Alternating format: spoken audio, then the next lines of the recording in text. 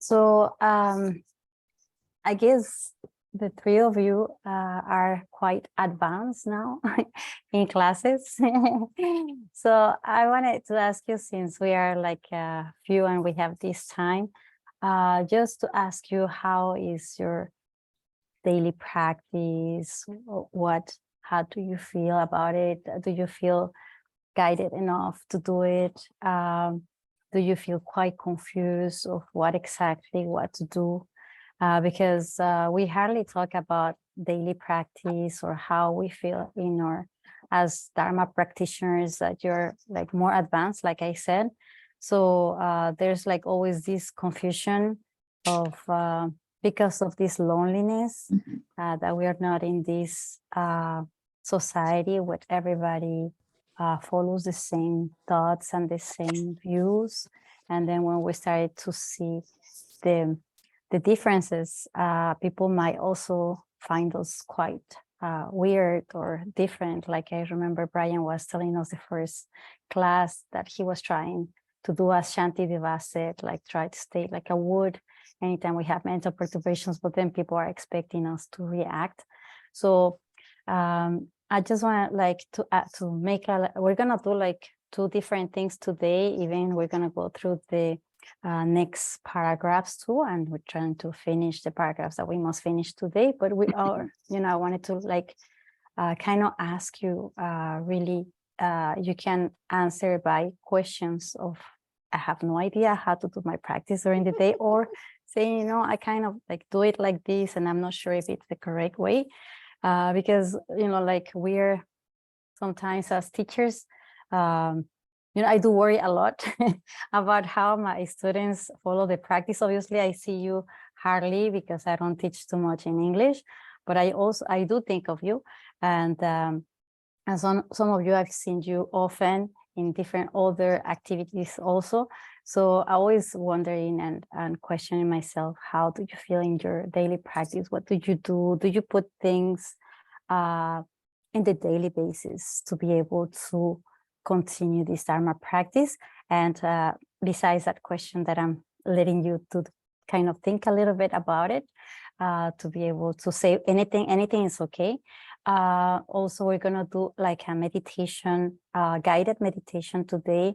I'm gonna guide you in to create just a little small meditation about compassion, to be able to create a bodhicitta, because we're gonna finish the last paragraph. I think we left on the 5th paragraph, if I remember well. So we're gonna go through the more explanation about why to try to create this mind of enlightenment, to realize it after this great compassion.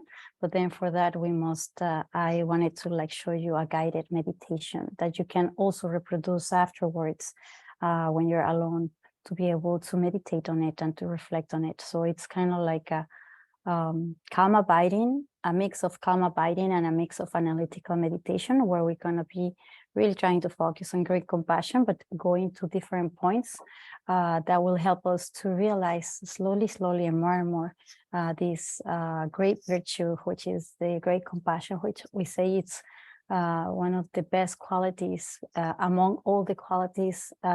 It's great compassion and wisdom that we should develop. So that I allowed you to reflect a little bit on how do you feel in your practice, because like for example, the cousin of Buddha Shakyamuni, and for example another monk, his name is Lakar, and some other monks or practitioners, they have a lot of knowledge. They were able to repeat by memory or to text of many pages, but then they were not able to attain enlightenment. So then we ask ourselves, why is this going on? And then as a Paramita Center, we obviously share you all the information or all the knowledge that we can share, that we are also allowed and also able to share.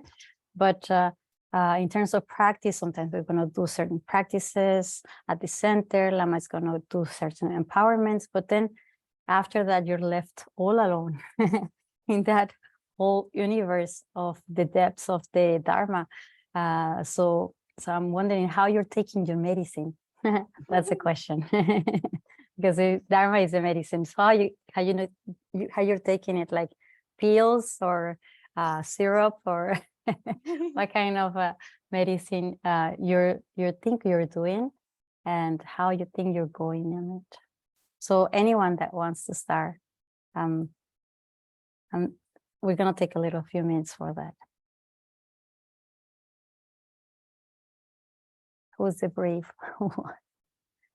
Yeah, anyone? Go ahead. Okay, I'll go first. I don't know what to say. I mean, a couple of things maybe. Number one, I'm not doing enough formal practice, I know, and I got to increase my amount of meditation I do. I know I'm not doing enough, and I somehow think I've identified maybe why I haven't been. And so that's changing right now. But in terms of daily life, I know I'm watching myself as best I can. And I notice when, oh, maybe I'm reacting to this. Why am I reacting to it? It's not necessary, really. It's just the dance of life in a way, the dance that we're in. And so just, slow down and say, oh, you're not so relaxed, just relax and be patient. So, and another thing, I think years ago when I started looking at Buddhism and so forth, when I used to work, that's a long time, but I guess that's a while ago now. Anyway, I started talking about Buddhism to people at work, and I realized that was a big mistake. Huge. That was look at you like, oh, you're crazy or whatever, or blah, blah, blah, blah. It was just, and now there's a desire to want to share maybe certain people that I feel close to, but yet I have to wait for them to really come to me because they know what I'm up to. So it's really patience waiting for them. I mean, I may share the odd thing, but it's, I say, well, maybe from a Buddhist perspective, blah, blah, blah. But other than that, I just have to accept that people really, except, the people at the center aren't really interested in discussing it. Fortunately, I've got one good person I can talk to about all this. We talk back and forth. So that's Oddvar. But so from that perspective, I guess that's where I'm at. But I'm very happy with it. I know it's what life's all about. It explains life. It's when I'm exercising, I might say mantras and so forth. But well, actually, the one thing that I really feel that I need to find out is quite often a lot of the mantras, whatever they might be, in some of the longer practices, they're in Tibetan or whatever, and don't really have a translation. So I have the question. My question is, if I really don't know what I'm saying, is it really valuable? Is it the best way to do it? So I have to use translations to know. Some aren't. So that's what I'd say. Yeah. That's enough for me. Okay. So a feedback, like a way to tell you back what you're sharing. So so sometimes putting a daily life certain activities, like maybe going back to do more calm abiding and going back to do analytical meditation from everything that you're learning will be very interesting, and putting it in or squeezing it in your schedule, which is very difficult schedule sometimes. And we have ways of doing our days, or ways of producing our day in a different way. So that's why we find very difficult sometimes to squeeze those things, and we don't have enough motivation. That's why we procrastinate very often, and we're gonna say tomorrow. So that's why sometimes we're gonna say, oh, I should have maybe doing it more, but then we cannot do it because squeezing in time, it's very difficult. But then first, maybe even before feeling guilty or something of not doing it, maybe just rephrasing more often the motivation why we should do it or something. So it's very important to start by the basis of, why should I do it? And that's why the principal aspects of the PAP will a little bit allows us to keep on that motivation, which is the thing to do. So to then yeah, we cannot, once we meet or we know Dharma, we want to share with every sentient being because we know how it was helpful for us. But yeah, it could be a headache for some others because they haven't attained enough merits in their lives. And it doesn't mean they're bad people. It doesn't mean that. It just means that their connection to Dharma hasn't been done yet. So if it's the very first time, from the time without beginning for them to encounter Dharma, it's not always necessarily the most beneficial one. So yeah, we always want to share something that it's good, like you know, the grandmothers, they always give us their home remedies that they swear they're gonna work, but then you try it, it doesn't work, so then you don't believe in them anymore. But then it's the same joy of sharing something that you think it might work, and it is very difficult to create patience towards people that are so close to us, and then we cannot share a thing because it could be very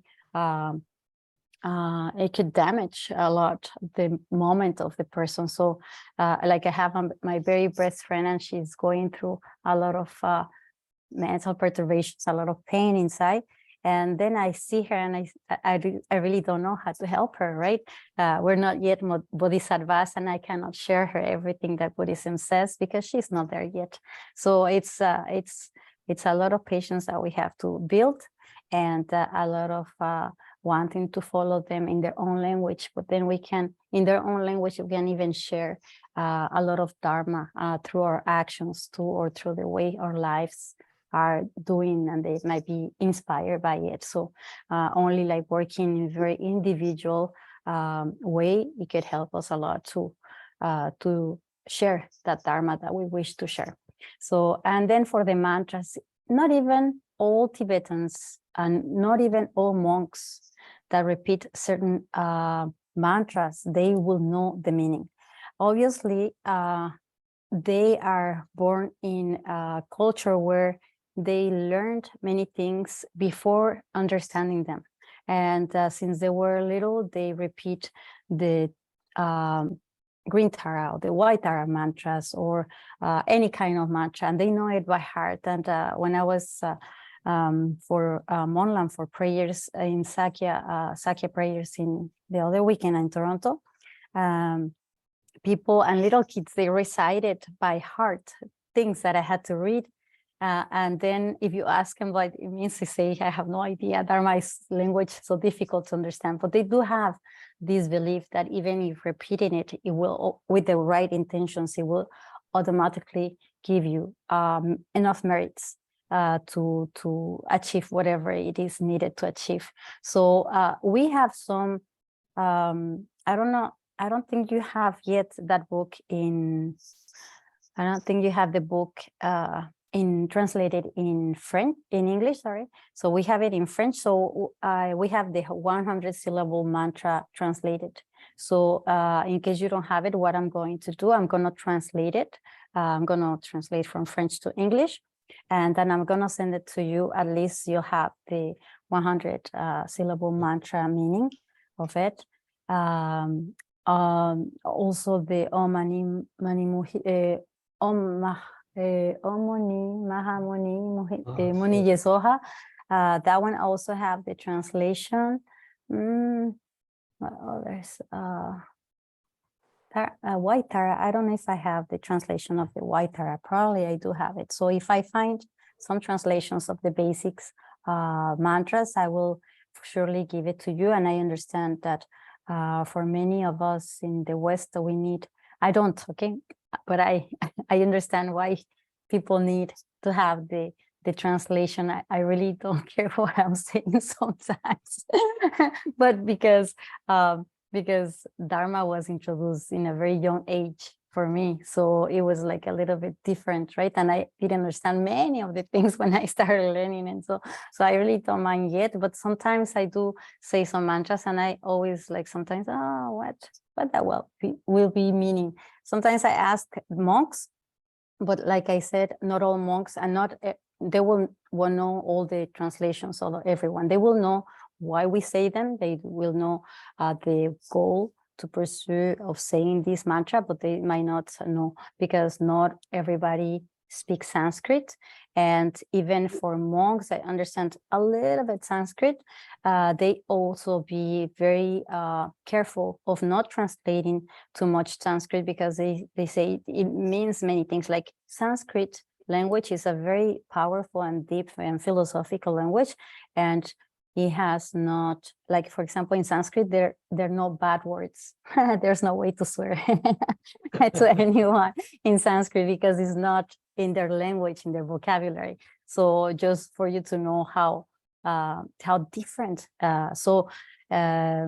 Like other great, many other Rinpoches, sometimes they say, well, to translate Dharma exactly, it's so hard, or to translate you the word Abhidharma, which for us means wisdom, but it means more than that. So they say we don't want to lose respect to Sanskrit's meanings, really, of the words. Sometimes that's why they don't want to translate all the time, because they're very respectful of it. So yeah, I will try to do that, and I understand yeah, we want to know what we're saying, because we do need to be able to believe. Since we were not born in that culture, then we need to a little bit have an idea. We cannot just do it as they do. So I understand that. So yeah, thank you so much, Stan, for that. I will remember for that. Okay. So anyone else will to share how's it going in your daily practice? How are you feeling? Oops. Somebody, David, I don't know if you want to share your mic. Yeah. So is the mic on? Sorry. Yeah, we can hear you. Sorry. I think that there's a difference between knowing the material and practicing the material. Yes, huge. And one of the things I find in taking these courses is that it's important to repeat it and repeat it and repeat the material. Not that I'm necessarily a slow learner, but there are just many levels to this. I think that my practice is evolving. I meditate in the morning and the evening. I go through periods where I find that is more productive, more satisfactory, and then periods where it's not.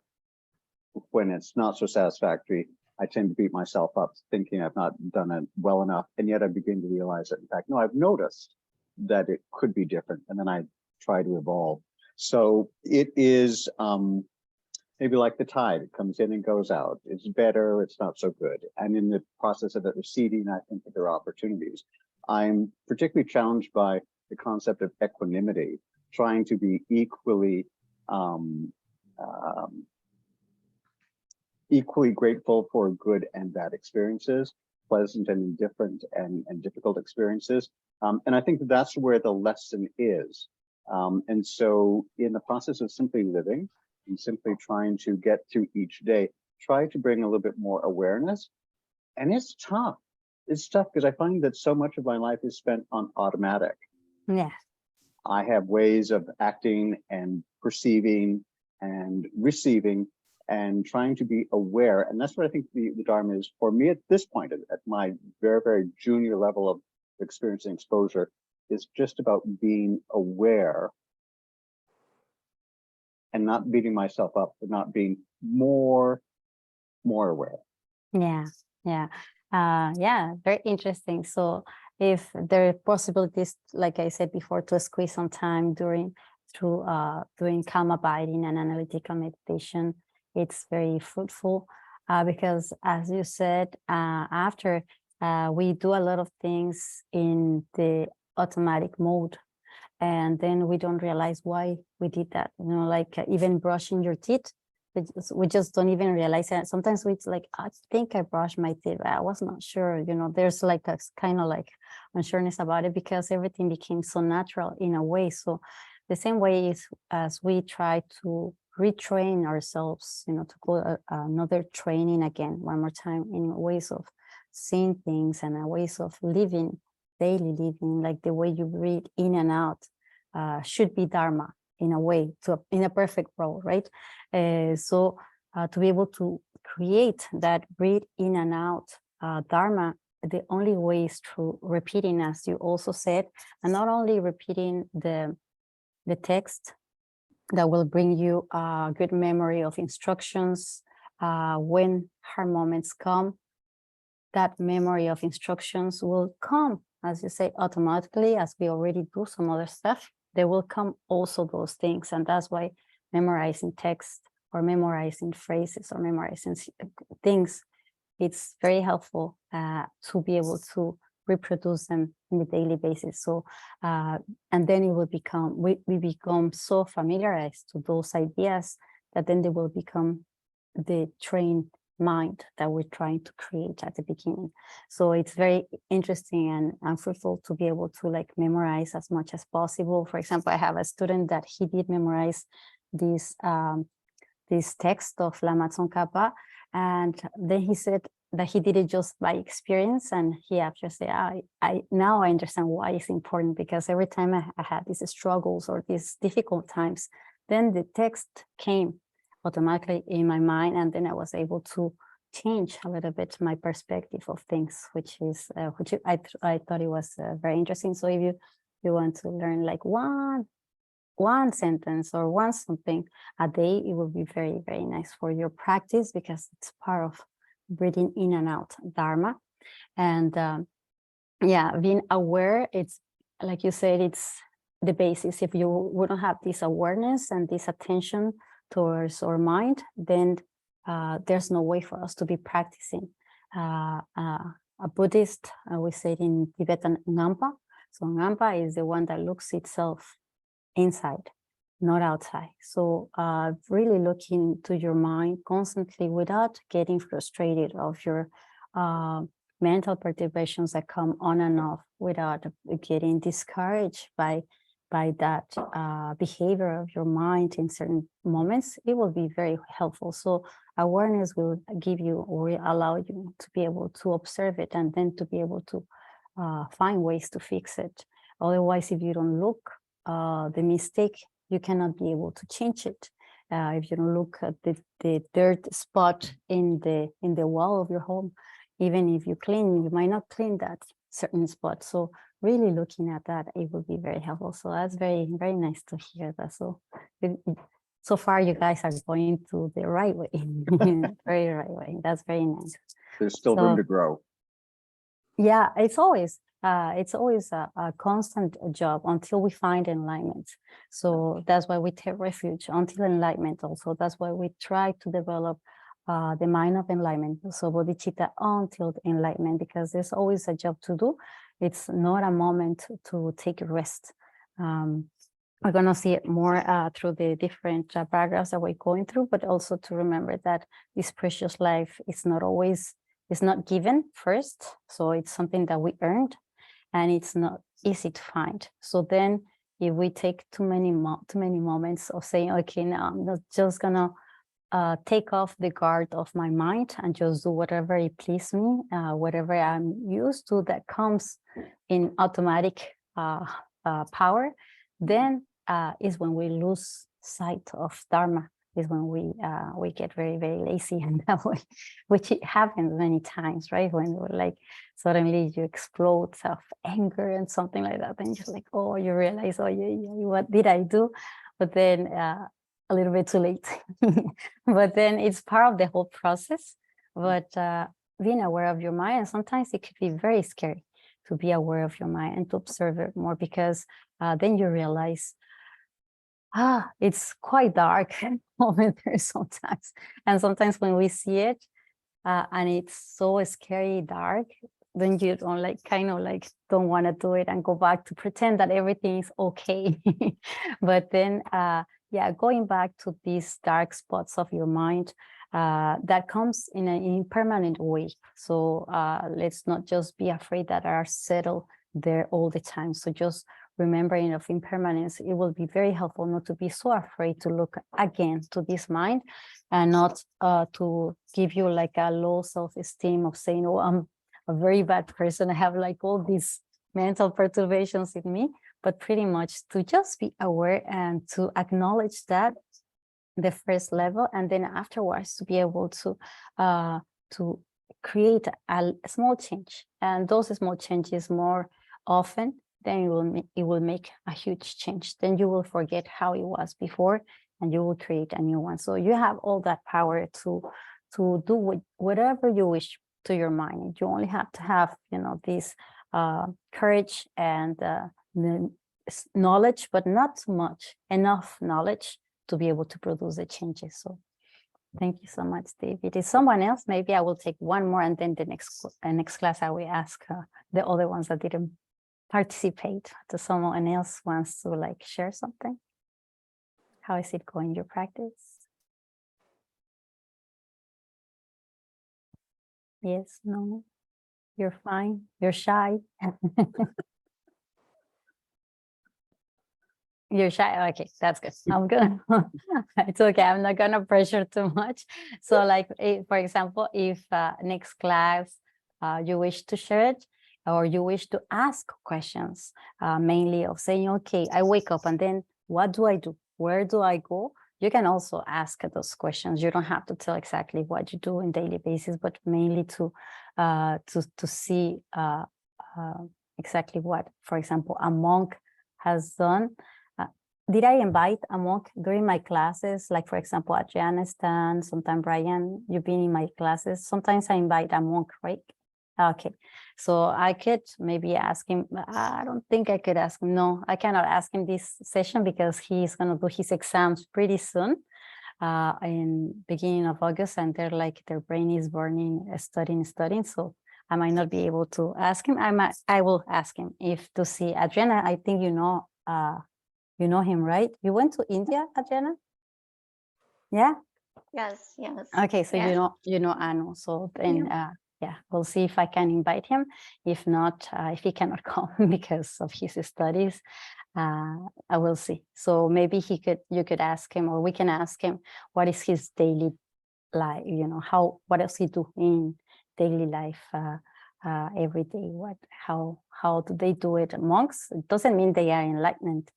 They haven't found, they're not Buddha yet, but they are in that way, and it's easier for them to make some kind of dharmic process in their daily lives, rather than us that we're so far from it. So then we'll go back to the text, but before going to the text, we're going to do the preliminaries to receive the teachings, always with this wish to attain, as a Mahayanist, we're going to try to attain enlightenment for the well-being of all sentient beings. So I invite you to do these recitations.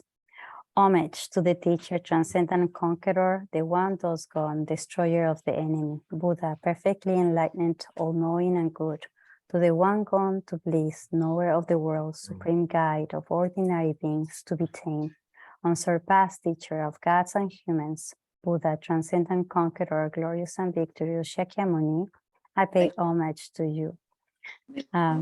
Oops, I'm just gonna, sorry, I'm just gonna close the mics so everybody could do their own. Okay, good.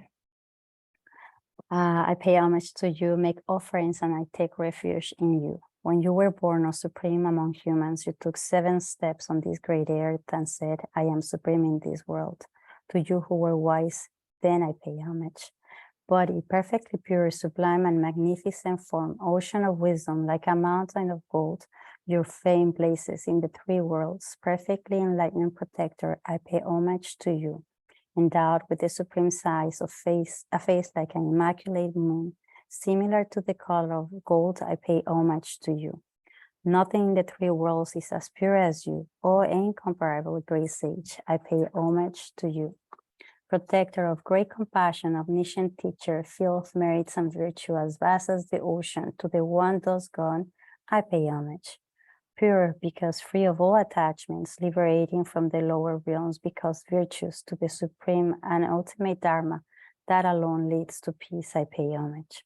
Teaching the path to freedom after freeing themselves, remaining purely and firmly in the trainings. Filled of sublime qualities, to the Sangha also I pay homage. Do not commit any negative acts, accumulate abundant virtue, master your own mind. This is the teaching of the Buddha. A star, a mirage, a flame, illusion, dewdrops, bubble dreams, lightning and clouds, consider all compounding phenomena as such. Because of this merit, may I attain the state of all sin, and conquer the enemy of faults, and may I be able to liberate migrant beings from the ocean of conditioned existence, where they are tossed about the waves of old age, sickness, and death.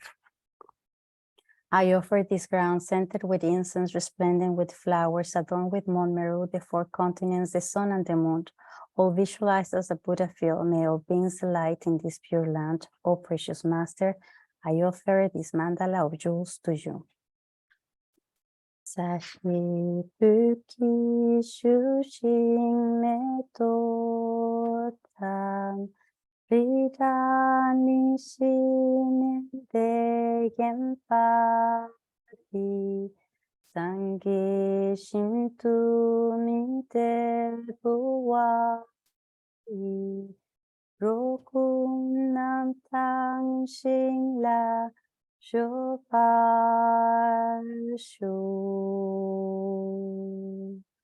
Nidang Guru Retna Mandela Kam Nyatayami. In the sublime Buddha, Dharma, and assembly, I take refuge until enlightenment. Through the merit gained by listening to the teaching, may I attain Buddhahood for the benefit of all sentient beings. In the sublime Buddha, Dharma, and assembly, I take refuge until enlightenment. Through the merit gained by listening to the teachings, may I attain Buddhahood for the benefit of all sentient beings. Sangye Shotang Soki Choknam La Chancho Patu Tatni Kyatsuchi Daki Chunyin Genpe Sonam Rola Pensi Sanke Ropashu.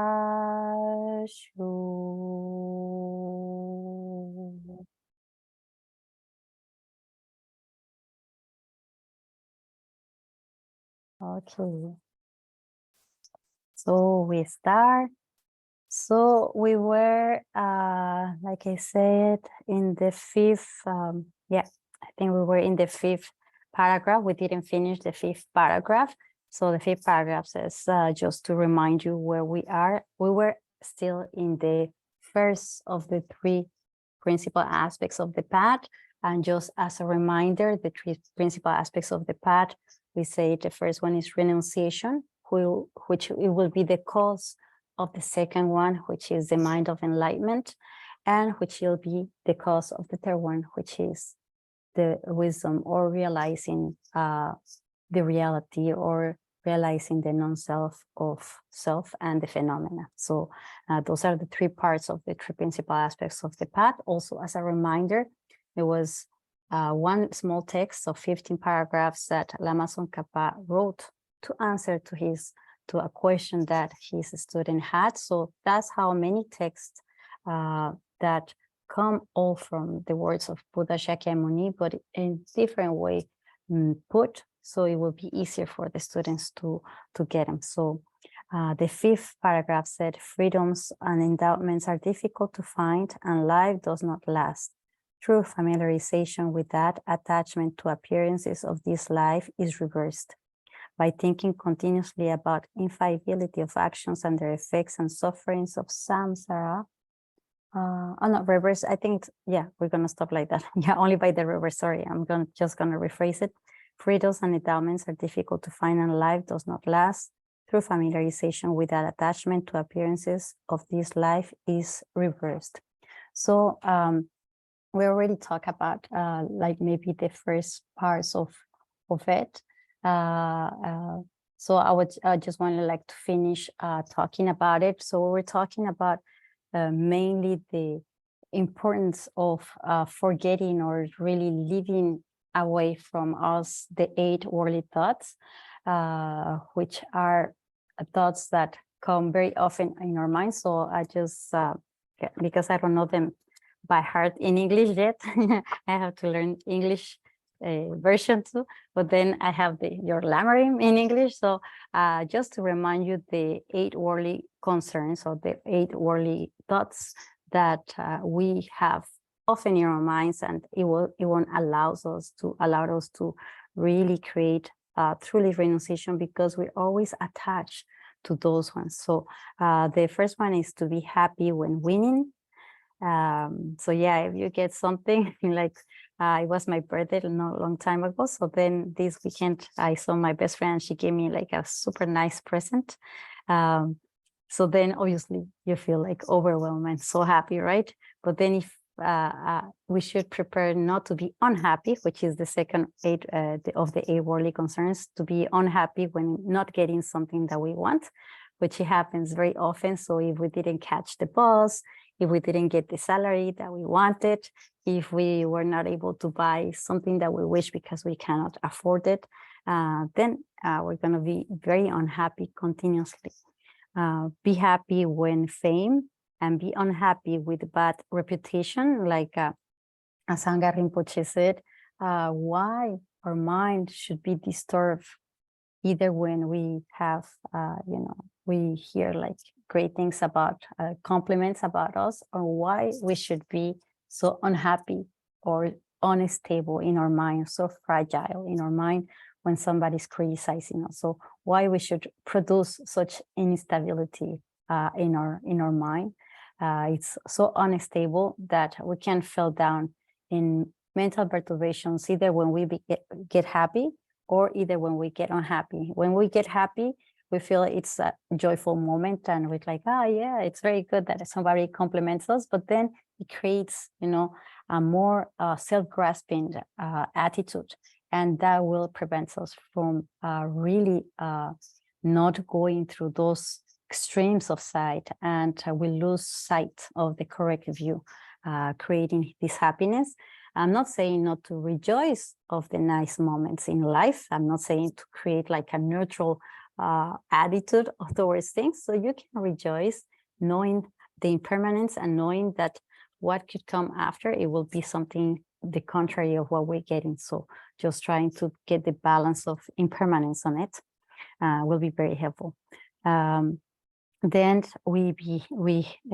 being happy when comfortable, but unhappy when we feel uncomfortable. So for example, I was very unhappy using a mask, because I feel I couldn't breathe during the whole COVID. So I was like trying not to feel myself unhappy, because that uncomfort that created me, and I was thinking, okay, it's for the well-being of all sentient beings. So I had to keep it all the time in my mind, not to feel that uncomfort, because even create me some skin problem and things like that, the mask. So it was like very uncomfortable for me. But then always thinking about that we're not going to be all the time neither comfortable or uncomfortable in our daily basis. It's always going to be both sides all the time. Be happy when praised and be unhappy when criticized. So a little bit what I was saying before. So yes, we're always attached to these 8 worldly thoughts, and so this paragraph of freedom and endowments are difficult to find. So we're talking about the precious human life through the familiarization with the attachment to appearances of this life is reversed. So we're trying to really take away these thoughts of at least knowing what keeps us happy and unhappy. Maybe we can easily work on the things that we stay more without any kind of huge mental perturbation in either side, neither positive or negative. There's a great, there's a quote, if I remember, great, from monk. His name is Lingrepa. Lingrepa, he says, what did I say? The city of daily concerns in a circle of life, scurry the walked cadaver of 8 worldly thoughts. This is where you can find the most frightened cemetery and of all. And this is where your lama should keep you midnight vigil among the dead. So what is really trying to say is that as long as you are all the time in the 8 worldly thoughts or these 8 worldly concerns that I just mentioned, then it's like really being in the worst moment of your life, because you're always going to be creating a lot of agitation in your mind. So what is recommended in all the texts to be able to produce, and what is trying to tell you in this paragraph, is trying to aim your mind ultimately to practice the importance of every single day thinking about this human precious life, that it's hard to get, as I was saying, and aiming your practice ultimately to the beggar. So no matter what I practice, we're gonna aim like if we are the beggars, we're always trying to ask for something, or we always find ourselves in a very lower sensation or situation where we're not gonna create any kind of ego. So we're gonna be very humble in our practice, trying always to think about precious human life and trying to always think about the impermanence of this life, to not create so much attachment to any kind of extremes that will give us. So it's like a different ways of thinking about not trying to get attached to things. So they say it's important to think of impermanence and death.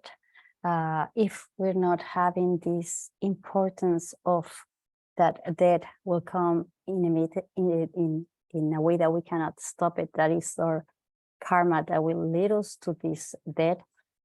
If we fear for that, we won't see it in a daily basis. If we don't see it in the daily basis, we won't be able to practice. We will find a lot of ways to counter the practice. That's what I was asking you in the beginning. What kind of practice? How do you feel in your practice? Because if we haven't found, and as I was also saying about the motivation, if we haven't found the real motivation, and one of the real motivation is not only to find enlightenment to practice Dharma. Actually, it's pretty much thinking about the death, that we're going to die, this impermanence of this self as we know it, because we know there is a continuity of our mind that will go on, but then it's this body and this image, as we know so far, that it's going to change. And death, it doesn't mean an end of something as we always thought or always think about. It's our mental conceptions that had brought us this way of thinking up. Death means it's finished. But then in Buddhism, we must remember that death, actually, it's part of the cycle of existence, and we're going to go to the birth and we're going to be reborn. So it's part of the process of this mind. It's just the aggregate, the most coarse aggregate that are going to be changing the most, but mainly our mind, whatever we put in it is the one that is we're going to take for the next rebirths, as long as we don't find enlightenment. So it's very important to always perceive death not as in a negative way, but also realize the importance of thinking about death. In that way, our practice, we're going to have a lot of benefits. I'm going to tell you a little bit about the benefits, but the best way to practice, or the best thing to push us to do the practice, is to thinking about this impermanence of self and the death that comes right away. And lately, yeah, I think I might told you maybe last week, I don't know, but 2-3 weeks or maybe a little more, a friend of mine died, same age. She just died suddenly. Poof, I got the news she died. Then the week after, the best friend of my sister died also. So then you turn any side, and then you suddenly see, how fragile life is. And if we think, okay, what if it will be my last day today? What will happen? What kind of things I will do? Then at that moment, we might try to meditate the whole day, because it's like, oh, this is the last moment. And the only thing I know I'm going to be able to take in the next life is my mind. And if I work well with my mind, then I'm going to be able to make it in the best rebirth to continue the process of really finding enlightenment. But if I don't realize that in the daily basis, then that's why procrastination comes very often. That's why sometimes we just take a long rest without really realizing. So I know it might be quite depressing when we talk in Buddhism about death, because it's not yet something that we have realized that it happens, even though we know it happens. We just cannot not yet accept this idea of it. And we feel sometimes when we are in Dharma, some practitioners might say, oh, but that is coming soon. Then I feel so, so anxious about it. But then no, the important is that trying to think in a positive way, saying, okay, what's the best thing I could do today? The best thing is trying to really produce a most positive mind. That's at least the best thing we can do. The most positive mind we can get, the easier it could be. And that doesn't come with age. It doesn't even come with illness. It comes just only by the karma that it's done for that to happen. So it could happen to anyone in any moment. Don't think that because we're getting older or that we're gonna get closer, or don't think that we are younger. It's not yet there. It comes to in any kind of colors and shapes in any moment to anyone. So the best thing about thinking about that is just to think first the curiosity of what kind of rebirth I'm gonna get, but then be more focused on the moment, in the present moment, to be able to produce more positive things in your daily life. So I don't know if I told you about a friend that he's an ex-monk, and his monk friend thought he was dying. Did I tell you that story? No, I don't think so. I don't think I told you this story. Okay, so I have a friend, he's an ex-monk, and when he was in the monastery, he was with another friend, and they ate something very from Bhutan, spice, a very spice that makes you feel like weird, like funny. It's not a drug, but it's like really a different sensation. So it was the first time they ate that. So when everybody went back to the monastery, it was nighttime, and this monk, he said, well, I'm feeling so weird. Something is, happening in my body. Maybe it's my time to die. So instead of calling his mother or his family or calling the ambulance as we will do, or just panicking or something, I was like, oh, maybe I'm gonna die. So what should I do? So then instead of sleeping in his pajamas, he slept in his monk's dress. And he started doing his practice even more, more concentrated. And then he even slept the same side as Buddha Shakyamuni slept. So he said, if I'm gonna find enlightenment, at least I'm gonna sleep in the good side. So he was so peaceful, and he was so sure he was going to die that he was not even crying. He was like, okay, I'm just gonna die. I should just prepare as I should. So then he slept, and then the next morning he wakes up and he's like, what? I'm not dead? What's going on? So he went to see his friends, and he said, I was feeling, he told all the story, what he went through.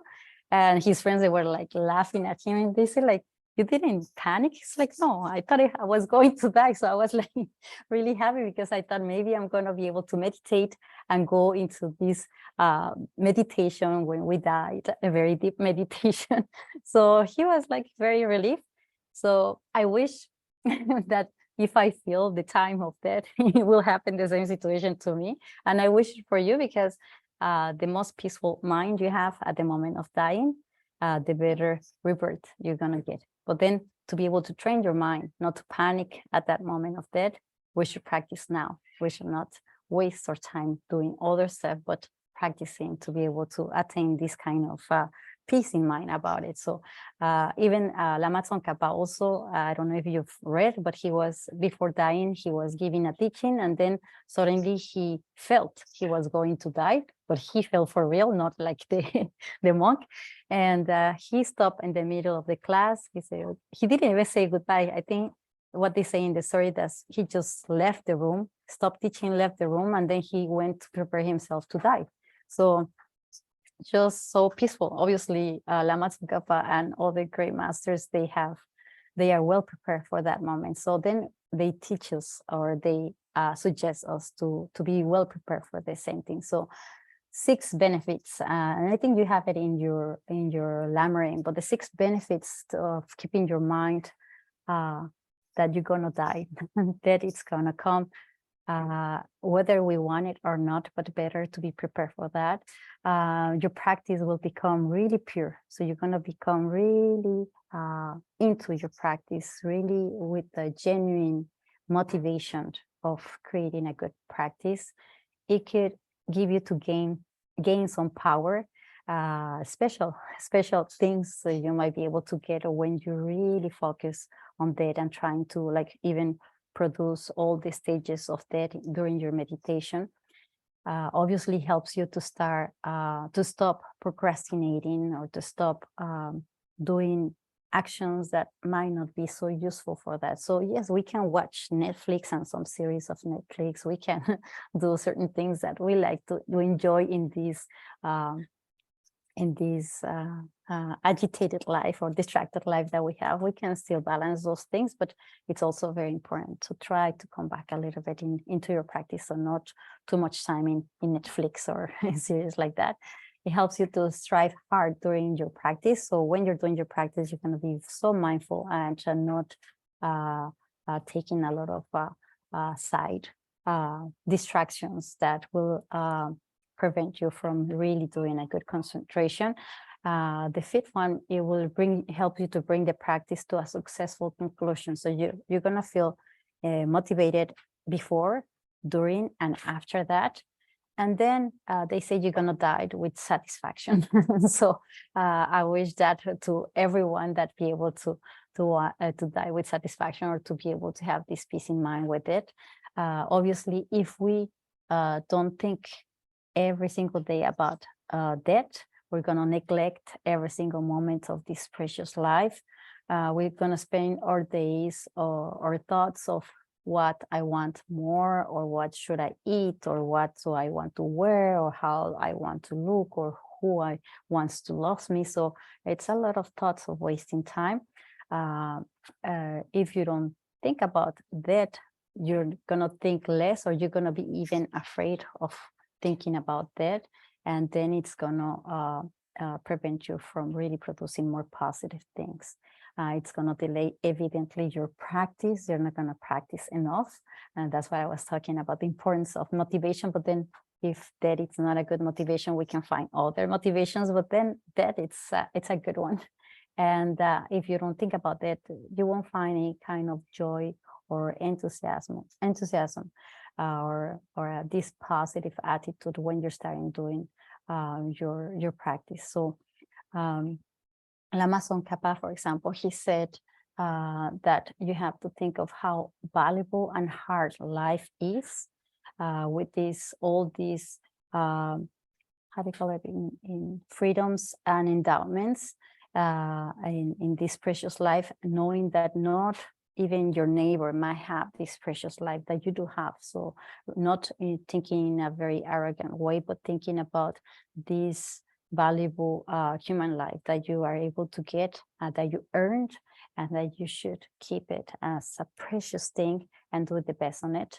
And you have to think about your own impermanence and the fact that we must die in one moment, that we must practice now at this moment, and the little time remains every single minute that continues to go on, because the inevitable death will come to us and take us. Sometimes they call it like the Señor de la, they call it like the mister or somebody of the dead. They call it like the dead is a person, but it's not a person. It's just a cycle of existence that or part of the different process that we have. So that we finish with that fifth part, and then we're going to the sixth paragraph that it says, by thinking continuously about the infallibility of actions and their effects and the sufferings of samsara, attachment to appearances of future lives is reversed. So here we try to find the reason to eliminate attachment to future life. So the paragraph before, we were thinking more about this precious life now that we have this moment, but this paragraph will help us to find reason also to eliminate all kind of attachments that we have to future life. So we do have, we're talking about these 8 unworldly thoughts. We're talking about how we are attached to those things, even if they are not positive, how we are attached of this life, not thinking about impermanence. So now we're going to talk about future life. So when we talk about future life, so evidently we talk about rebirth. So I don't know yet in what process you are about thinking about rebirth or of accepting this knowledge that is taught in Buddhism. So if you're not yet in that process of accepting, it's okay. but then in this part, I'm going to be talking about the different rebirths there are. So it's okay if it's still not yet really natural for you to think, yeah, I'm going to reborn. And there's all these 6 different realms that we can attain. So just, I don't know if, I think you remember the 6 different realms. So just to wake you up a little bit, can somebody tell me one of the 6 or the 6 different realms, because it's important to remember them, because those are the future lives you might get. So first we're gonna start by which are the future lives that we might get. Somebody remembers? Yes. Extreme suffering. Extreme suffering. Yes, yes, yes. Hungry ghost. Hungry ghost. Yeah. God realm, semi-God realm. Yes. Being animals. Animals, yeah, and human life. So yeah, so we have from the top to the bottom. So the 3 superior ones are the gods and demigods, or I don't know how you call it. I hope you understand me. And then after, Got it wrong. okay, thank you, thank you, Stan. I have to learn the English vocabulary. And then precious human life, which are the 3 top. But from these top 3, obviously we prefer to be born in precious human life if we ever have to come back. Why? Because the first 2, even if they are the result of very positive karma, you create some kind of arrogancy of being in that state, and everything comes very calm and very nice. So I guess it happened to us already, those moments where we have periods of life where everything was so nice that we don't even think of liberating ourselves from suffering, because we don't see that suffering at that moment. Everything, like when I was 5 years old, I do remember I loved my 5-year-old and I remember life was so wonderful. So I was like discovering letters already. So I was in a school that I love. I even wanted to go on Sunday to school. And my sisters, they were older. They say, you have no idea what you're saying. But there was, this period of happy moments where you have no idea that that this is not the real happiness, or this is only a temporary happiness, right? So maybe you have had days or long periods of your life where everything was so cool and chill, and no worriness in life. And then then you get stuck in those moments, and you don't want that to be changed, and you don't think it's going to change. It's so good to even think about it.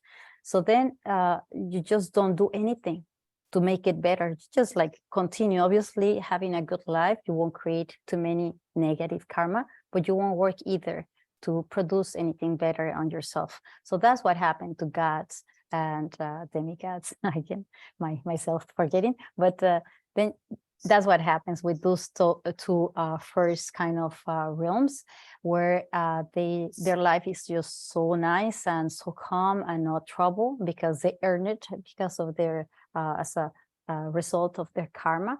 But still, they won't try to practice anything. They won't do any karma abiding. They don't think it's necessary, because there's no moments of suffering. So they could live long years, depending on how long their positive karma it's been done.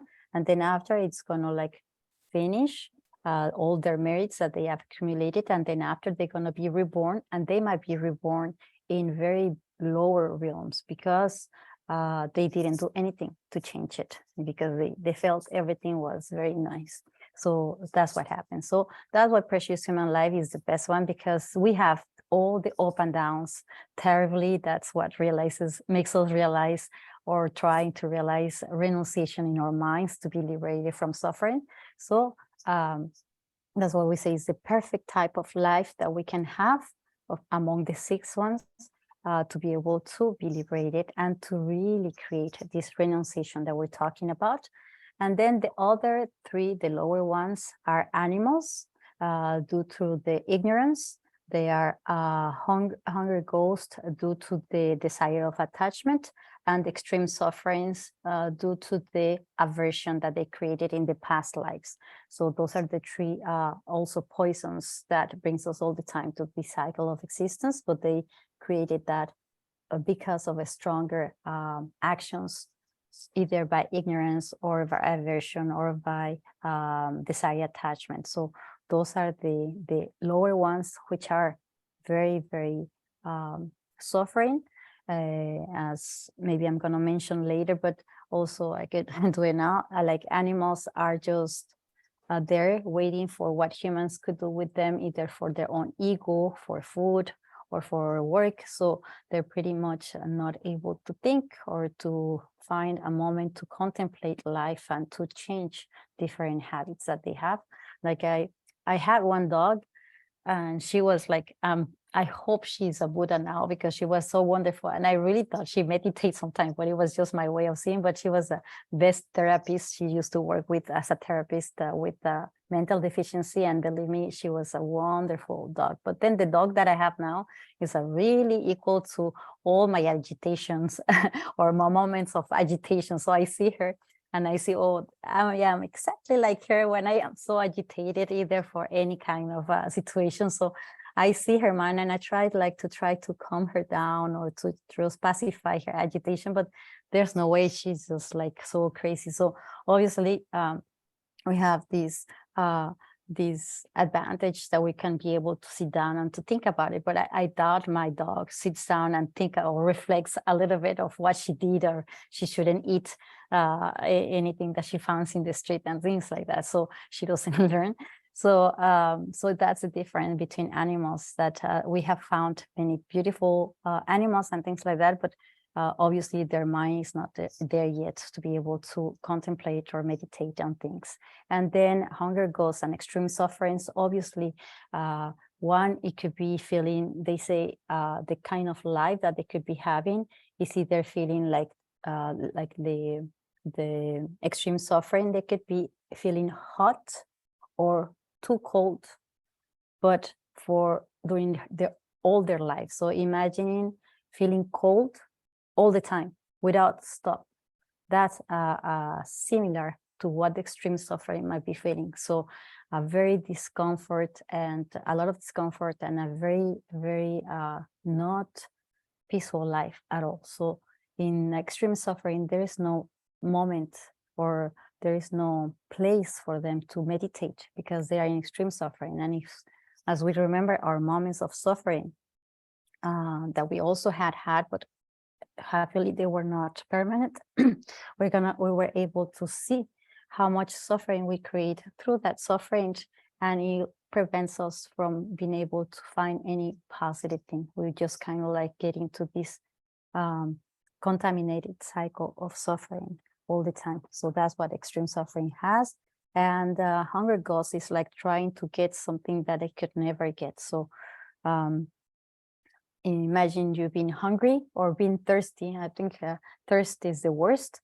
So feeling thirst and not being able to drink a water. So that's what the hunger ghost might be feeling, from what we can understand. Actually, they say we've been through all these 6 cycles. It's just that we've been keep going on and on and on that. So we're gonna take a break for 10 minutes. We're gonna come back in at 8:15 if you agree. So I'll see you soon.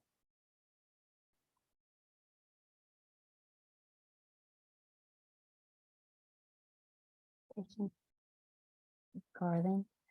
So in this paragraph, I think in attachment appearance. Yeah. So in one part, the one that says attachment to appearances for future lives, and attachment to appearances of future lives. So the last part of this paragraph, what it really means is that even if we wish to attain a better life, as richer or better body or popularity, if we do so, we always think about, I want to reborn richer. Sometimes we say that. We say, our next life, I want to have like a big house, or our next life, I want to be rich. And sometimes we have this kind of thoughts. For example, I always talk with my brother Anu, and I say, my next life, I want to be a monk. And he says, why you don't want to be a nun? Why you always think about being a monk? So we're always thinking about certain things about our next lives when we start thinking about it.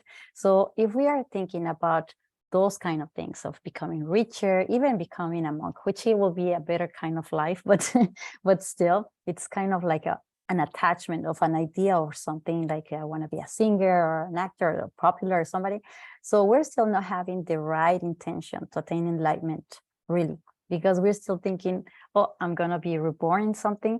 And sometimes we say, yeah, we haven't created enough karma. So it means, or enough knowledge or enough merits to be able to attain enlightenment. So if we're thinking kind of like that way, we will never reach any kind of enlightenment. So the importance in here is obviously we wish to attain another precious human life. That will be the best thing to think, and never to think that it's impossible for us to attain enlightenment in this precious life that we have. So always trying to have these ideas of thinking that, yes, we can attain enlightenment. So I'm not going to be trying to get focused or attached to get something that we think is the best thing to get for the next life, but mainly to think I wish to attain enlightenment. So right now I'm going to produce whatever it's needed to make a better future lives, or to stop that future lives, to stop the cycle of existence and being able to produce something better.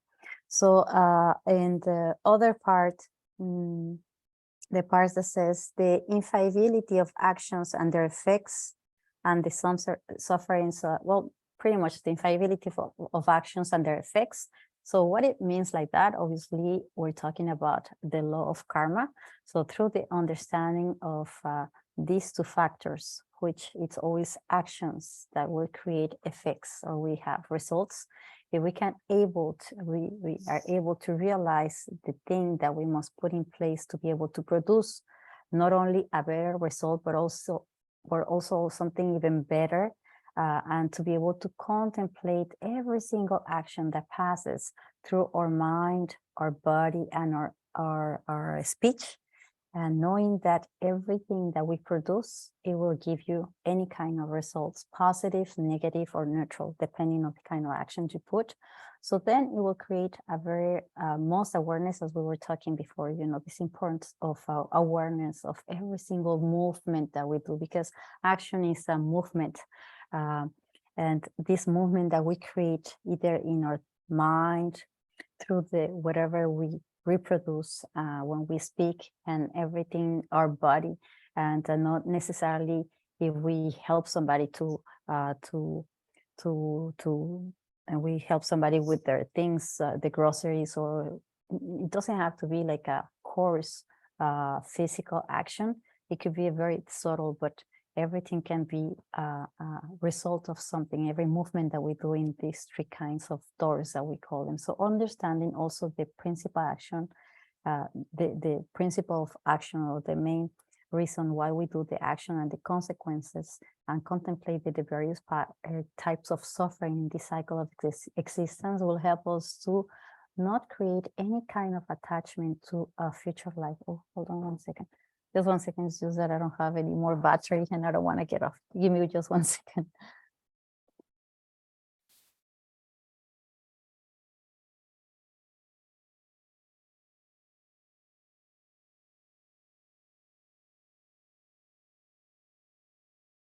Sorry, I'm back. Otherwise, I will disappear from you suddenly. So that's the impermanence of life. So really important to really think about that every action we produce will have a consequence, or will have a result. And the results will be either suffering or happiness, but in a very impermanent way.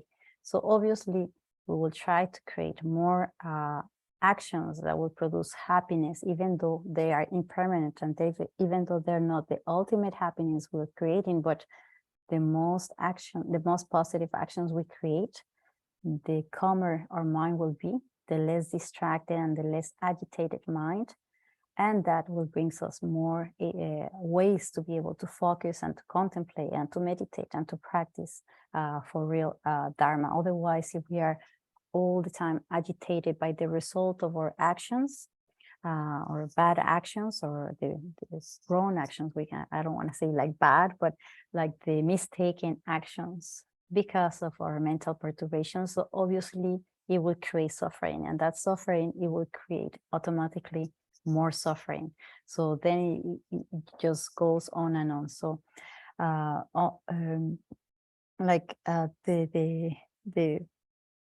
the way to defeat this circle of life is to be able to stop creating actually karma.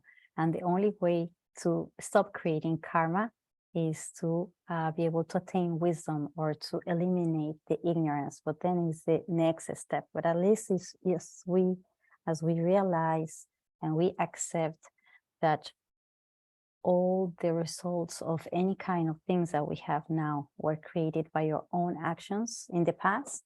So then it is easier for us also afterwards to be able to realize the emptiness of phenomena, because it comes a little bit hand by hand. So obviously, despite the deep understanding of karma, believing in this law of actions, or the law of karma, is very crucial. There are like 4 principal actions of the Buddha that say actions are certain to produce similar consequences. So any kind, then you have it in your Lammering, if I remember well, there are like 4 principal things about the karma. And we said any action produced will have a consequence with a similar nature. Also, it is said that the consequences are greater than the actions, so the multiplicity of the actions. So even if we put a very small thing in as an action, for example, if you make like the example of Lama Tsongkhapa, actually he's a very good example of the multiplication of actions. So the multiplicity of actions. He gave a mala, a crystal mala, to Buddha Shakyamuni when he was in his before lives. When he met one day Buddha Shakyamuni, he gave it to him, and that action, that genuine action towards Buddha Shakyamuni from this kid produced that this kid will become Lama Tsongkhapa in the future lives. It took many lives after, but he arrived there, and that's what, when he received the mala, Buddha Shakyamuni as a Buddha, they know what's going to happen with each one of us. They're able to see our future lives or the consequences of our actions. They could really see our minds. All the Buddhas, they can do that. So when he received the mala, he saw the pure and genuine intentions of Lama Tsongkhapa at that time. And he said, you will be one of the best and greatest teachers of the mountain of snow. So that it was a very small action actually that this kid did, but with a great motivation, with a great faith towards Buddha Shakyamuni, that brought him to be one of the greatest masters of Tibet. So it's little things we do. We don't have to become so popular or to put it on Instagram every action we do. You can do a very small action, but with a genuine motivation, and that will give you great results, multiple results. That's why we have the Sakada 1 month, or the months where we do certain actions and we say, yeah, they're going to be multiplied by thousands. So we just do it because there's a way for us, at least once in a while during the year, to try to produce nice actions, but then it's something that we should try to produce every single moment. So that's the second of the 4 principles of the law of karma. The third one is that we cannot meet a consequence of an action that has not been done. So like I say all the time, when I was younger, if I didn't study for an exam, I remember I had the exam in front of me and I say, oh, please, life, illuminate me to be able to find the answers, but it didn't happen, right? So I was not able to achieve or to pass well an exam if I was not a good student. So always, you cannot attain enlightenment if you're just wishing it. You have to do something to attain enlightenment, or you have to also, if you want to understand better something, then you have to study more, or you have to ask more questions to be able to understand it. So you have to make things happen. Actually, I have like several projects in this year, and I have a friend that he said, you have to write your dream So it will become true. So because he insisted, I wrote it, but in my mind also I said, yeah, I'm gonna write it, but also I have to do something for that to happen. I cannot just sit down around and wait for that event to happen. You know, I have to do some kind of movements to be able to produce those things. So nothing can be a result if you have not made any kind of action to make that result come true. And the fourth of the 4 principles of the law of karma, it's one action that is committed, the consequence cannot be lost. So only if you purify it, it might be lost, but then some consequence might come. So if you did something that it's not good, it's very important to create or to produce at least the purification, which I don't know if you want to tell me maybe another exam question to wake you up. So which are the 4 powers or the 4 forces of purification when talking about an action? So what kind of things we must, there are 4 steps that we should take to be able to purify, because we said in Buddhism, it's important to accumulate merits. So that means to try to create good karma, good actions, and mainly wise and compassionate actions. And since we know we produce also a bad karma or negative karma, which are due to or made because of mental perturbations, then what do we do when we realize that we've done bad karma? What kind of 4 powers of purification we can find in the Dharma that we can use? Somebody? Regret. Yeah, the first one is to regret, to have this consciousness that what we have done, because sometimes we do things and we don't realize that we've done or produced something negative. So regret comes to the consciousness or the awareness that we've done something that has not been right done or well produced. Yeah, the second one. Support, like a taking refuge. Yes. So the supports are the things that we're gonna use to be able to create or transform our mind. But we need reminders, we need information. So taking refuge is for us like our best protection to be able to keep our mind in the safer way. So that's one of the supports. And the third one? Antidote. The antidotes or Yeah, Jack. Never doing it again. Yeah, and then the fourth one is not doing it again. So thank you so much, Jack. So the antidotes that we can use, obviously, when we were talking about mantras and the meaning of it. So we say repeating mantras could be one of the antidotes, but obviously anything can be an antidote, any kind of knowledge that we get to be able to reduce the mental affliction that was produced. Meditation of emptiness will be one of the best antidotes we can have. So there's many things that we can produce depending on the situation. We can find now many tools. Now you don't know only karma binding, you know many other things that could support you and can help you to use it as antidotes to be able to transform, like I say in the beginning, just a little bit your mind. But then after, you're going to be able to produce more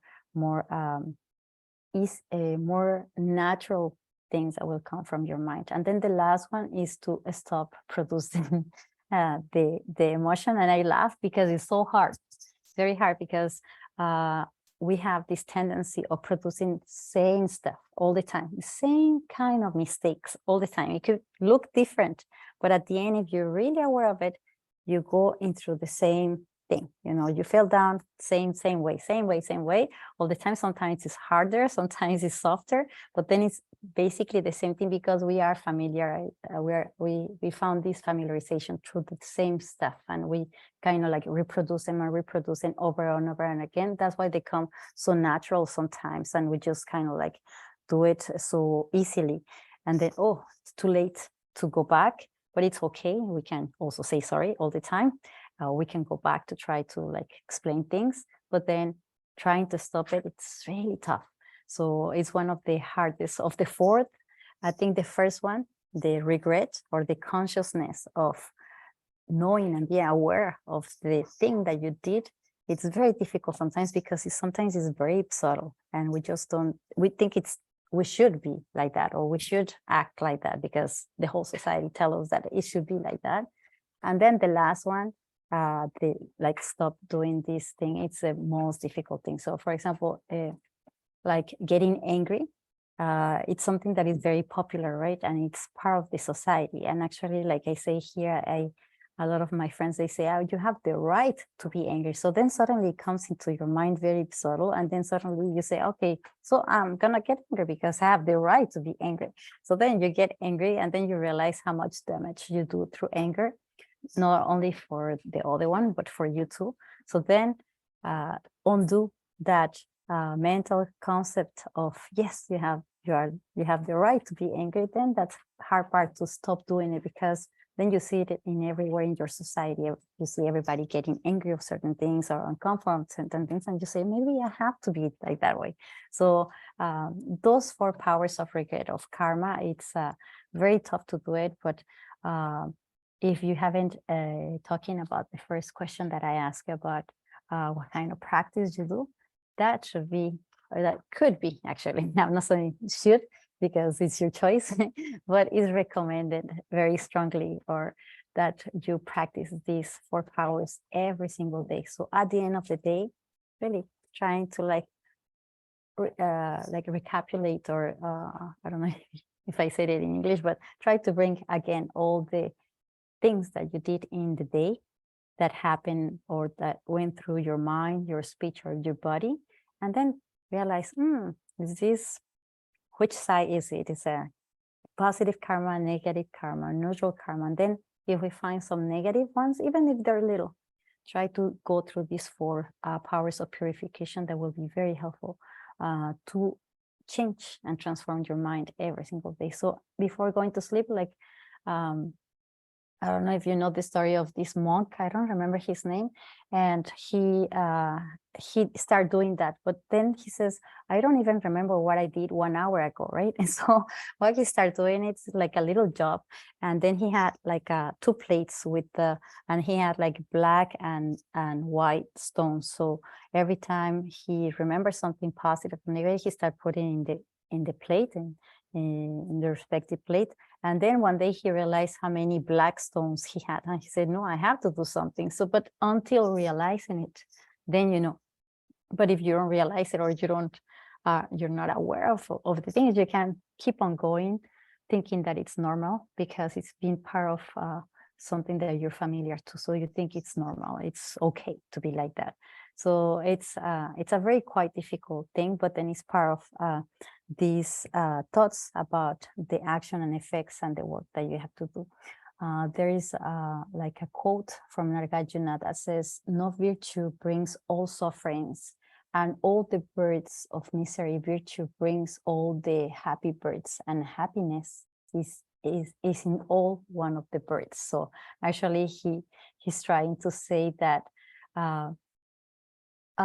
if you don't create any kind of virtue, you won't have any happiness. You will create all kinds of sufferings, and then your rebirths or your next lives will be also a misery, thinking that going into the life, thinking that you create only happy things, but then it's only unhappy things that you're creating without being aware of things. So that's part of what he says. So now I think, do I have something else to say about it? I think continuously infability of actions and suffering, some attachment to things, lives. No, I think, yeah, I think we're done with that paragraph. And then I'm gonna go with the next one. So the next one is, by familiarizing with that, not even for a moment does desire for marvels of conditioned existence arise. And with the arising of the mind, striving for liberation during all day and night, then you have generated the determination to be free. So in this one is a reinforcement to develop renunciation and attachment to future life. So it's pretty much like a wrap up of everything, because then after we go to the bodhicitta. So I just want to know that I have enough time for the meditation. So in this paragraph, when it becomes a moment that you begin to think constantly the ways of achieving freedom, and when you finally genuinely want the freedom this way, then you know that you have found renunciation. So you will really say, okay, I'm tired of this suffering, and I really wish to liberate myself from any kind of suffering, including what attached me from this life and future lives. Then you finally found renouncement or renunciation in your mind. It's something that has to be put into your mind like a program in a computer. You have to program your mind in a way, or like an app that in your mind you have to get all the time.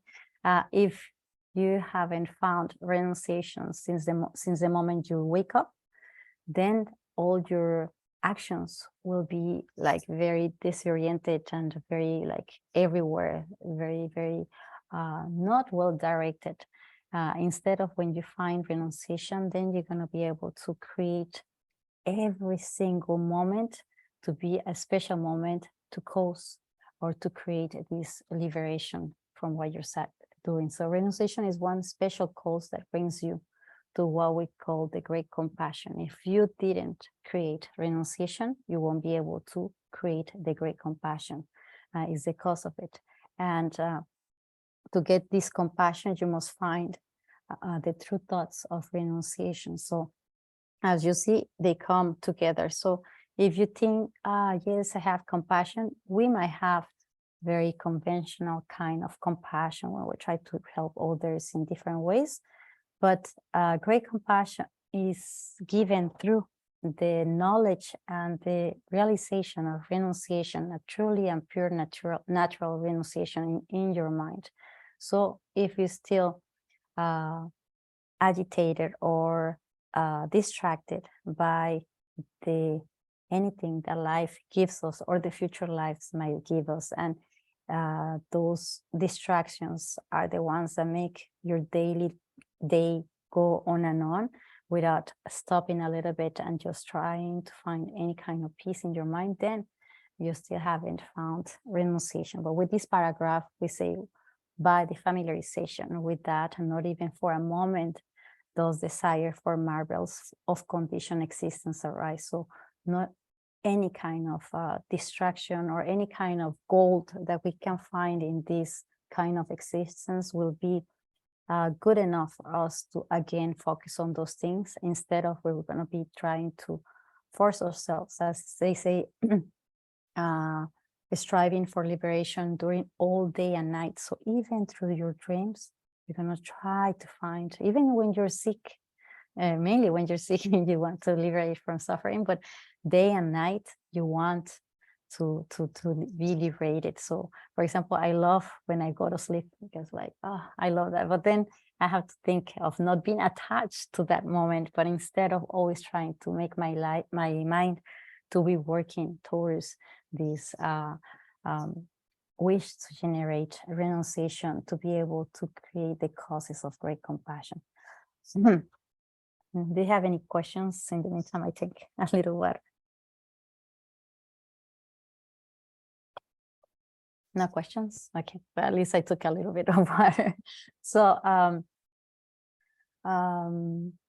yeah, there is like no way that you can achieve anything as long as you're still concerned about the way your life is and tormented yourself about the little things that you have all from right to left and everywhere in this life, instead of like, yeah, it's part of suffering, it's part of samsara, but then try to stay upright on your mind, to try to keep on going and not staying, like I say, distracted or dispersed in these many things that life can offer us.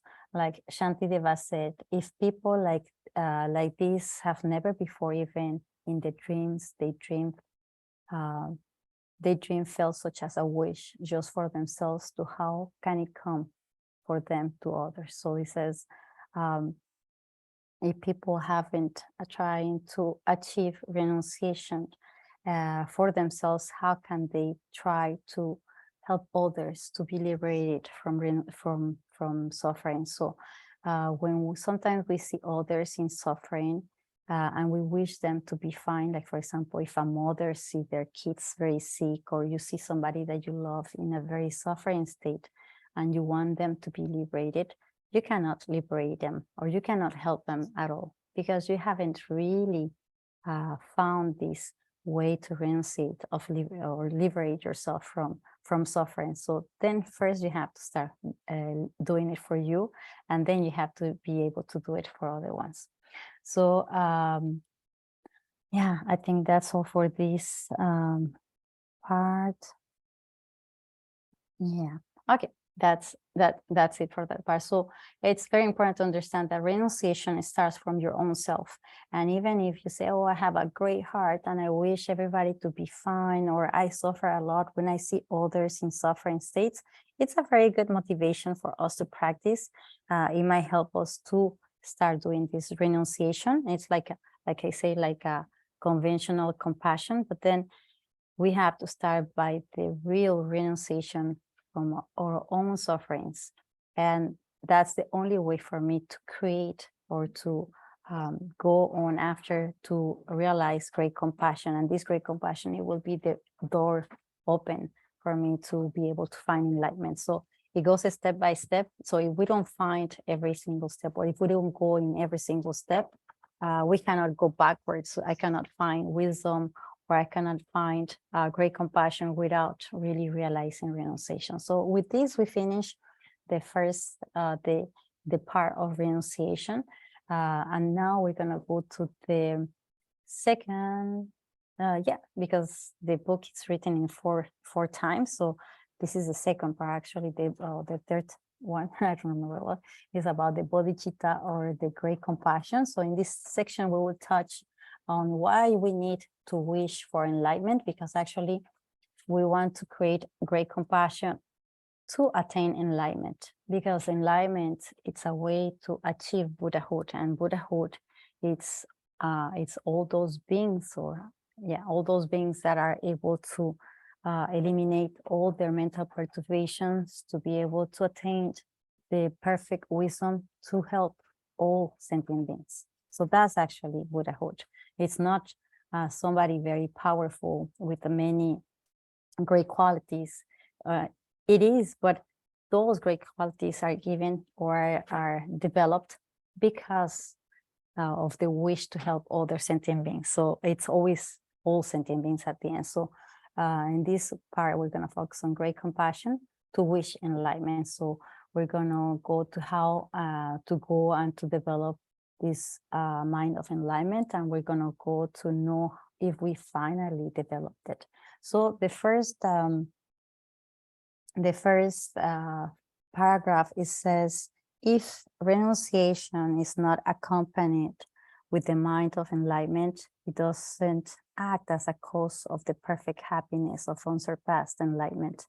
Therefore, the wise produce the mind of enlightenment.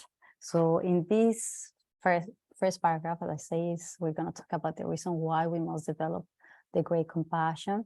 So the wish to do good deeds will lead you only to nirvana. So if you only do good actions, you only attain nirvana, only alone. But if you create the great compassion, then you're going to be able to find this omniscient enlightenment. That's the difference. So to be able to produce or to develop this mind of enlightenment, I wish maybe to do a little exercise with you, like a small guided meditation before we go more into this bodhicitta, that might help you to understand a little bit better for those who is the first time you listened about the great compassion, and for those who are more aware of it or more familiarized with the idea of great compassion. We know that there are two kinds of meditation that will help us to produce this mind of enlightenment, this mind that will have this great quality that we call it ninja. And then because now it doesn't come automatically, as we say, it doesn't come natural, the great compassion. Great compassion now, it's kind of like fakey produce, and we pretend we are, but we are not here yet, because we haven't produced renunciation, purely renunciation or natural renunciation. So the two meditations that we try to do in daily basis to produce this great compassion, among other things, are the first one is called the 7 causes and effects, and the other one is the exchange with self and others. So there's like 2 kinds of meditations that we use. You're gonna see it more in very like well detailed in your Lamrim. So now, if you are fine, before finishing, I would like to see if we can do guided meditation on great compassion. I'm gonna like read some paragraphs of some other book that has this. I'm not gonna read everything, but has some paragraphs that you might have it in, maybe, I don't know if you have it in your Lamrim, but if not, I'm gonna try to write down well the paragraph, the meditation, the guided meditation, so you can reproduce it at home sometimes. And if you work on it daily basis, it might help you to produce this great compassion, which is the best antidote to many of our hindrances or mental perturbations, as anger or jealousy or impatience and things like that. So if you're fine, I'm just gonna ask you maybe like just to sit down in the most comfortable way. And if you feel comfortable in the meditation position, it will be good, but anything is okay. It depends on your physical state, and also it depends on your how you are today.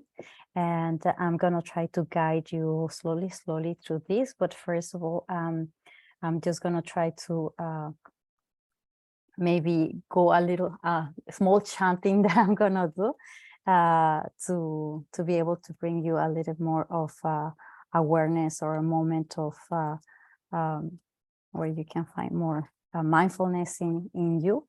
And then I'm gonna keep silent a little bit, and then after I'm gonna start guiding you if it's okay for you. So I wish you a good, great compassion meditation. Tukti yulang yewa xian xie xi yang tang tong la su xie xiu pa yi xi ni lang tong sun tu ye wei lang yu tu gyong la jie wa xian ki lu.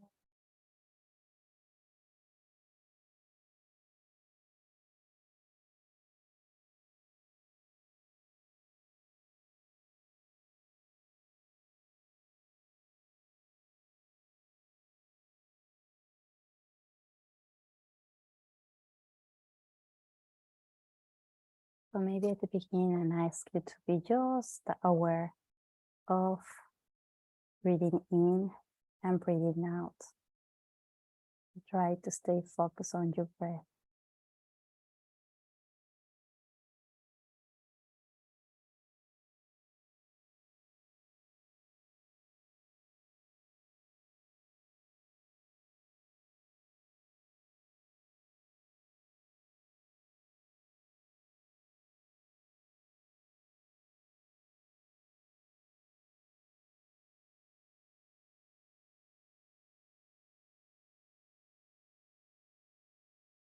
Now that you're focused on your breath,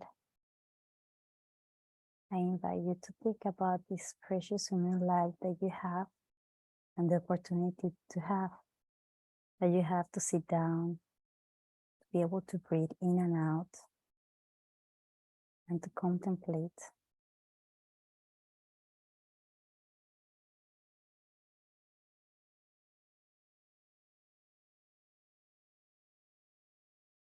Now try to put your thoughts in an even state, free of feelings of the like or dislike.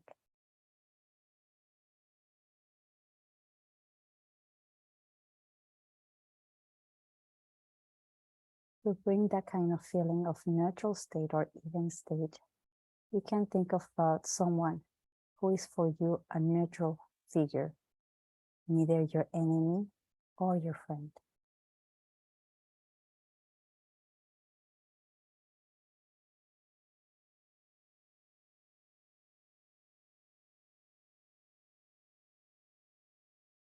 Now, try to imagine that two people are sitting before you, one of your best loved friends and one of your ugliest enemies. Try to put them in front of you.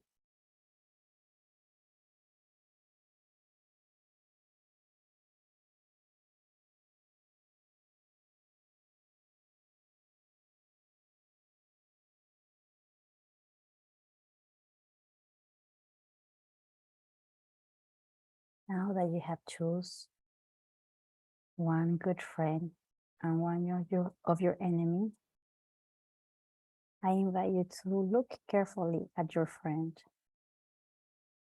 Just try to contemplate your friend.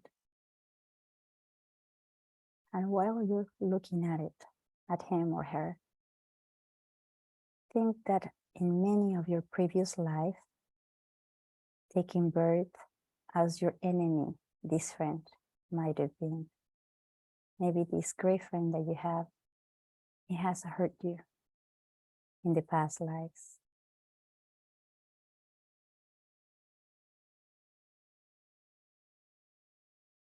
And now try to see your enemy.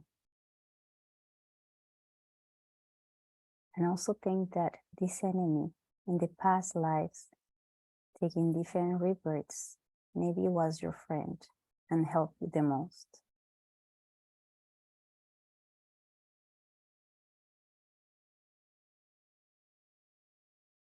And now you can see both of them, same, not different from one or the other, and that will help you to create an even state of mind, free from feeling alike or dislike.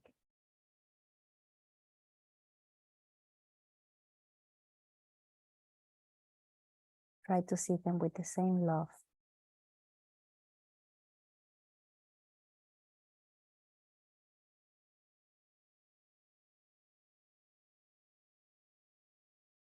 Now try to think about how all living beings are equal in that.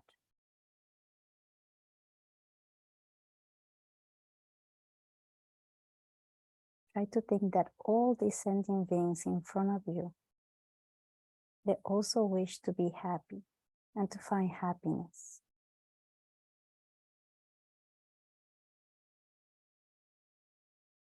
They are also equal in not wanting any kind of pain.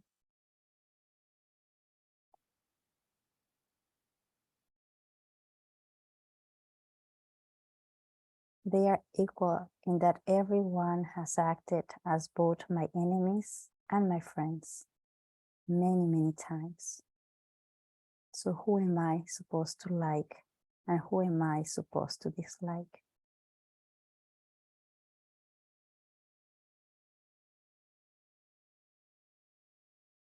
Now that you have placed all the sentient beings in an even state, I don't like them or dislike them.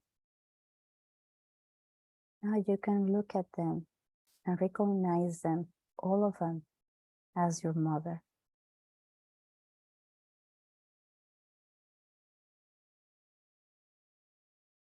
Be able to understand that they might have been all your mothers. We can go through the reflection thinking that your awareness of today is a mental continuation of the awareness that you had yesterday. And this year awareness is a mental continuation of the awareness that you had the year before.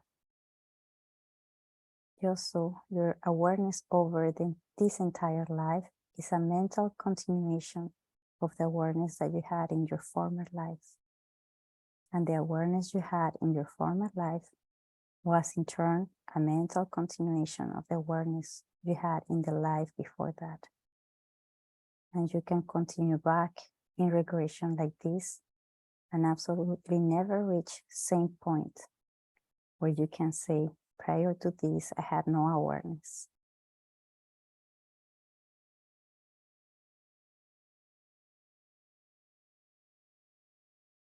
So that means that my own cycle of life then must also be beginningless. And the births I have taken, as well as can have no starting point. There is no exist place where I have never taken birth. I have taken birth in every single place and countless times. There exist no creatures whose body I have not worn, and I have worn every kind of body countless times.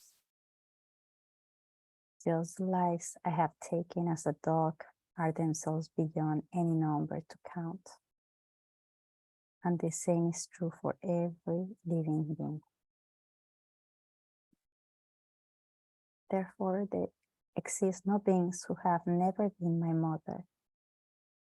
Absolutely, every single one of them has been my mother a countless number of times. Given the number of times that each has been my mother and just my births as a human in past, all counting too.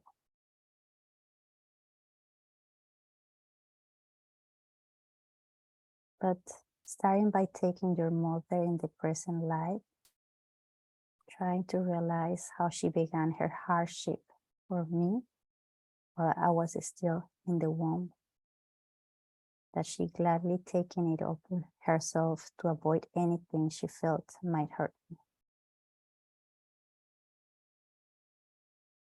Treating herself with care to take care of yourself. And for 9 months and 10 days, she carried me in her womb, looking at her own body as though it belonged to someone else, someone very ill and hesitating even to take a big step.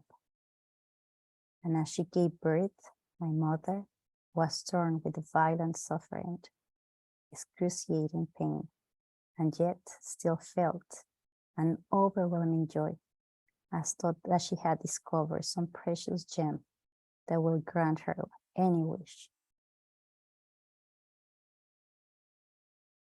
At this moment, knowing that all she went through, I only feel like crying for all the love that she gave me. She helped me when I was totally helpless.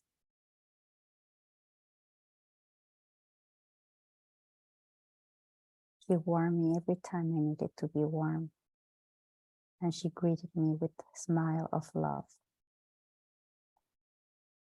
Every time with joyful eyes, she gazed on me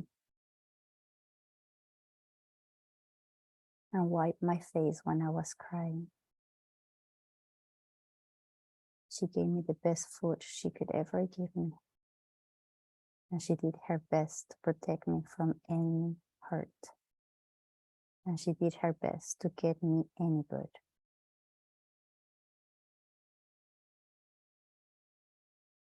My mother has given me this kindness to me. She has showered me with this kindness, great kindness, over and over, countless times in my many lives before. And she's not the only one. Every single living being had been my mother in my past lives. And during those lives, they have cared for me not less than any present mother does. It is only my transition from death to birth that prevent me from recognizing all these moments now.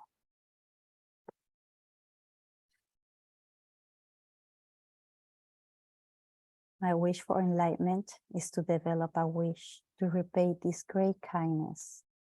For every living being is my mother, and they have given me their love, care over and over endlessly, for time without beginning.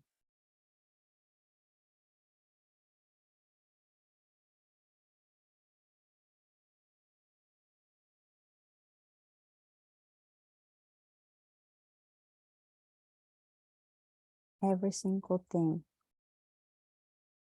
that they have done for me is for happiness. And every single being, they want to be happy and not endure any kind of pain.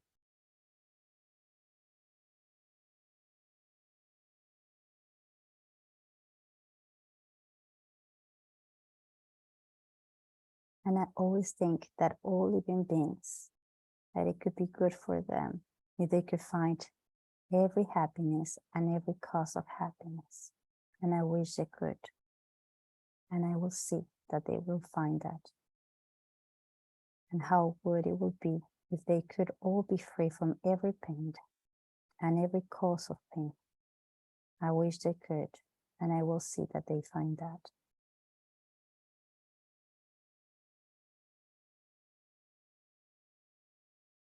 I will make sure that every sentient being has every happiness and never a single pain.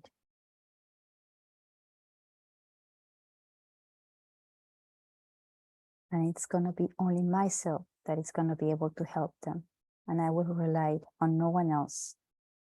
And by myself will see to it that every single being comes to every single happiness. And I, by myself, will see to it that every single being gets free from every single pain.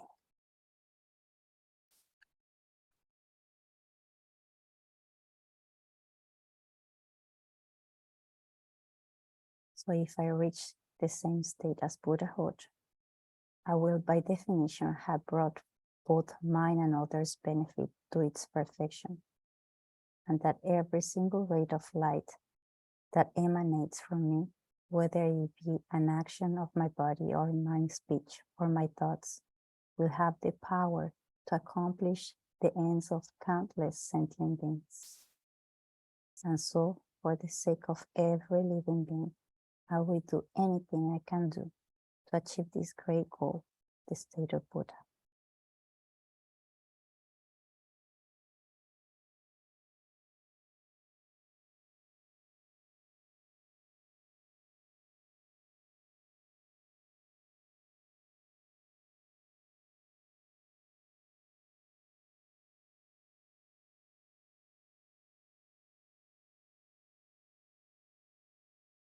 Okay. So I hope it was a helpful moment for you, or an inspiring moment of you to develop the great compassion. I'm not gonna be doing the whole dedication because it's late already for you guys and I don't want to take more of your time. So we're gonna go for the last paragraphs that are left. We are in the 8th, we end up in the 8th paragraph. We're in the 8th paragraph, so we're gonna go to the other ones also to the 15th at the next class. So I hope it was motivational meditation for us to see all sentient beings the same way and to keep the motivation ourselves to attain Buddhahood no matter what. And even if it's sometimes a struggle moments, we can go for it. We can just give again what it was given to us, all the love that it was given. So I'm just gonna do the if you wish, if it's okay for you, we're just gonna do the paragraph of the dedication. The one starts with the "May the precious mind." We're just gonna repeat it once in English and then after in Tibetan, if it's okay for you. May the precious mind of enlightenment awaken in those in whom it is still dormant, never diminishing those in whom it is already present, and may it flourish forever. Chanchu senchu rinpoche, make panan kye joshi, ke panyam pa me pa yang, kone kontu perwa yu.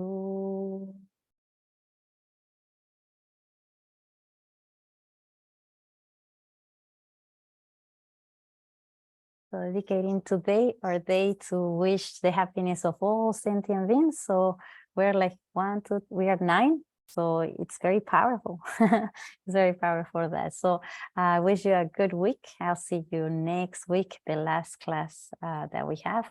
So bring your questions of your practice in daily practice. If you have any questions, bring it next week. Okay. So thank you so much. Thank you so much.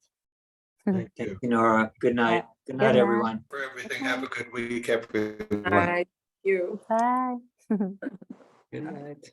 Good night.